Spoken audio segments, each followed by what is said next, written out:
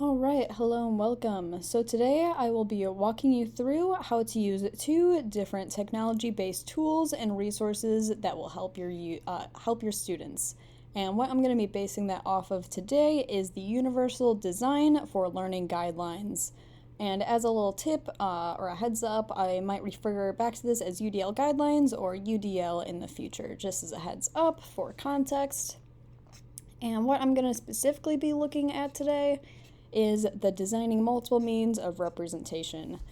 So if we scroll down here, I will be looking at design options for building knowledge, and specifically we'll be doing connects prior knowledge to new learning and highlighting and exploring patterns, critical features, big ideas, and relationships. So before I jump into showing those resources, I'm going to go see the descriptions of these just to get a preview at what the bases I'll be covering and how I'll be integrating that into those resources I go over. So let's see. So we have use advanced organizers, so concept maps, KW methods. We'll be using concept maps in my examples. We have pre-teach critical prerequisite concepts through demonstration or models. We'll be seeing a lot of different demonstrations digitally today, and bridging concepts with relevant analogies and metaphors. That'll be done in the supplemental material. And let's see, make explicit cross-curricular connections. So this will be huge because in the resources I'll be showing today, they connect all kinds of different subject areas, especially history, social studies, and teaching literacy strategies too. So we'll be going over writing and understanding and comprehension. And we'll be definitely activating relevant prior knowledge as well through all kinds of different ways. So then if we go back here, second one to preview. So we should be hitting pretty much all these bases today. So we'll be highlighting or emphasizing key elements in text graphics diagrams through the Canva example I will show along with the PBS one, and we'll be using outlines, especially graphic organizers. This is going to be the one that I will be providing a demonstration on through Canva, and being able to see how all these different tools can be accessed to emphasize key ideas and relationships. And we'll also be using multiple examples and non-examples to emphasize those critical features. So I'll be going over ceramics today through the PBS learning, and we'll be using cues and prompts to draw attention to critical features. So I'll be doing that while I give my instructions, and we're definitely going to highlight the previous learned skills that can be used to solve some unfamiliar problems that we might experience. So that's going to be the preview for our UDL guidelines that we use. So jumping forward, let's go back here. So this is going to be the PBS learning media. So I'm going to go back because I'm a little far forward than I want to be. So we're going to be using the Visual Arts Toolkit. And how I found this, I'm on my For Teachers module on PBS Learning Media. This should be free and very accessible to use. I have my account through GVSU. So that is how I'm using this. Or, you can really create any kind you want of accounts. So you can do student, teacher, all kinds of good stuff. And just for how you might, so you can, oh my gosh, I can't speak. You can explore subjects, grades, and all that good stuff. So specifically, we're using the Visual Arts Toolkit. And how I found this, I was looking up visual arts concept mapping, and then I was able to find this tool. So we have a description here already, and this is going to show how this toolkit and collection explores the elements of art and the principles of design, as well as design processes from planning stages to final creation. And through the demonstrations we'll be looking at and artist interviews, the collection represents a wide variety of cultures and artwork in a range of media. So let's look at 3D media, because my intro to visual art students are going to be doing ceramics. Boom, already we see ceramics as the first one. So great, we have our artist we'll be looking at, Chris Strecker, and we have a video here with the description. So what Chris is going to be showing us is a demonstration on how to throw a pot and discussing the ceramics making process from shaping the clay to glazing and firing the pot. So this is a really quick video, only just like 4.5 minutes, and we already get to see this whole process. So this is a great way to preview the students with the whole process of ceramics, because that can take weeks to get out all the knowledge that you might want to have students learn.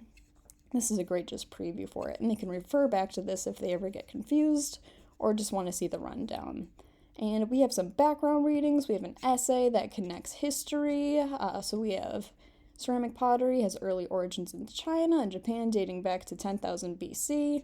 And it goes through, covers key points like what porcelain is, connection to the Tang Dynasty, and all that good stuff. So that's going to be a background essay. So that's another form of media and learning that students can use in their toolkit. And we also have different activities. So one of the activities is making a piece of pottery from hand building techniques or wheels if that was available. So my students are going to be making fantasy ceramics that will be formal, fit, or functional, or a combination based off some animal and plant research that they'll be doing. This is a great real-world connection, so asking a local potter to come into your class, or even going to a local pottery studio to see a first-hand demonstration. This is a great way to get students learning outside of the classroom and even thinking about if they want to pursue ceramics or really any form of visual arts professionally. And we have those outside connections again, so having students view ceramic vessels from different time periods and cultures and discussing what meanings, functions, and what original context they might have. This is a great way to get students engaged in those outside disciplines and even viewing more digital tools like websites and online museum collections. Those are always great to look at and, can provide really good primary resources. And I love this intro activity. This can be adapted to any form of visual arts. What I really liked about this is that it gauges a really great baseline for students understanding. So what pottery have you ever seen before? Is that going to be pottery dishes or mugs, or just seeing what their exposure might be and what other forms of functional art they might have seen before. So this is just a really good way to get that baseline knowledge for student understanding. And let's see, so if we go back to the Visual Arts Toolkit, so it's not just 3D media, it covers all kinds of different things. We have 2D media processes and all those different videos, and if we go to one, they'll always have those background reading activities, and they should have discussion questions. Another great feature of this is that it shows what standards it'll cover for each grade level and nationwide as well. So it's a really great way just to know what specific standards you'll be using in these lessons and how they connect. So let's go back again, and we can even see folk and traditional arts here, responding to art. So we have the elements of art and principles of design.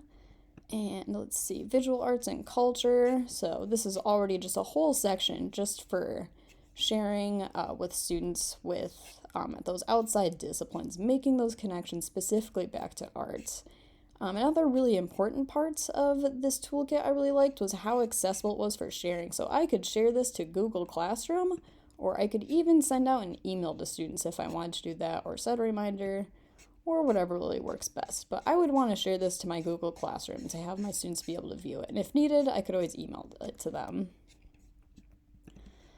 Alright, and then if we look through the artist eyes, we have down here making art and subject matters and genres. So these are all kinds of different demonstrations and means of understanding, and it shows which grades it'll be covering too, which is another fantastic tool and just a little characteristic that this has. So once again, this was found through PBS Learning Media. Here is the URL right up here, and I'll be posting this copied in this video description if in case anyone wants to refer back to that or use that. So once again, PBS Learning Media.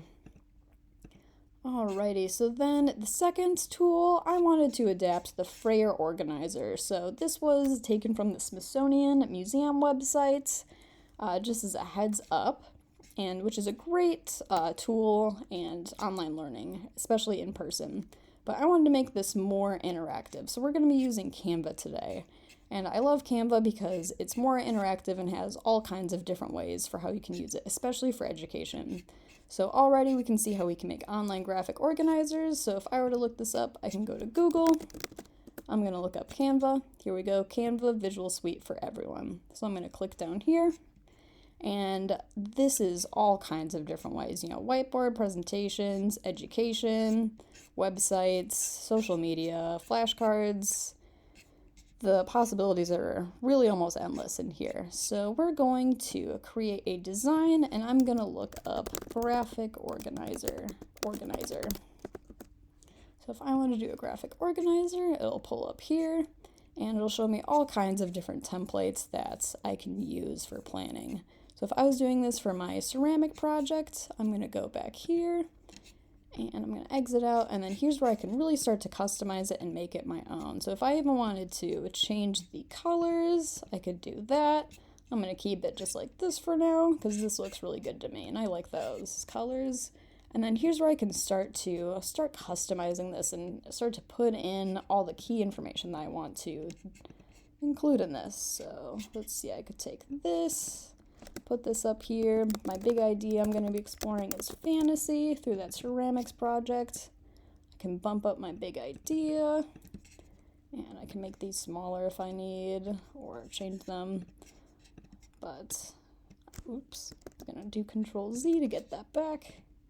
And let's move this over so it's nice and centered. There we go.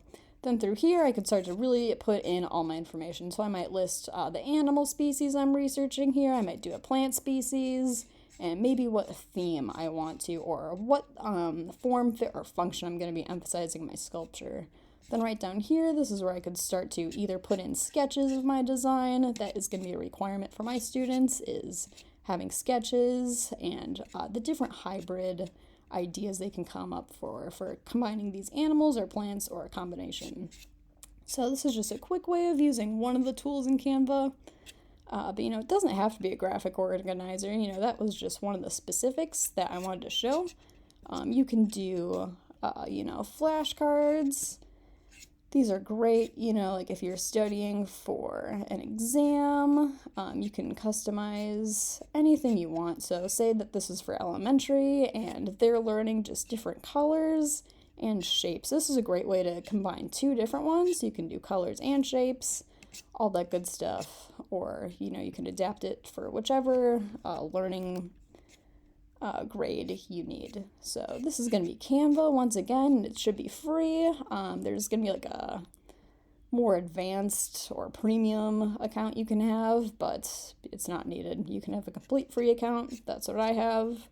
And you can really do all kinds of different ones. If you want to do like presentations, you could do a presentation. So this is what I would probably have students do if they were making a portfolio.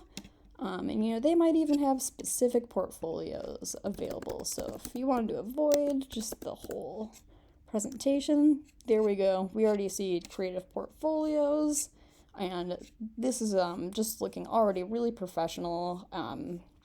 Get students thinking about graphic design and other really important parts of visual arts that integrate into displaying themselves professionally.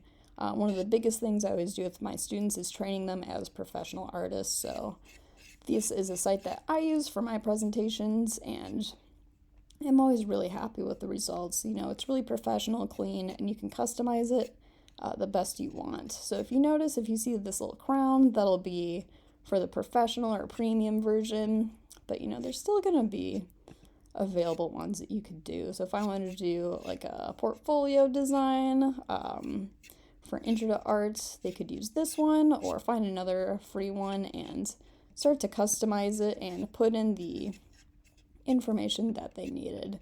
They could also do this on Google Slides too, but this is just an alternate way that is more creative and I think more engaging compared to Google Slides, and is really accessible to just canva.com. And once again, I'll be sharing these links in the video description, but we'll just go back here, just a reminder for how these were connecting to these. So we were highlighting, exploring patterns, critical features, especially those big ideas, and connecting them to other outside disciplines. And we're also connecting that prior knowledge to learning through those two examples. So this will be it, and I will be posting these tools in this description once again. So thank you for watching, and I hope that this was able to help you along with your future students.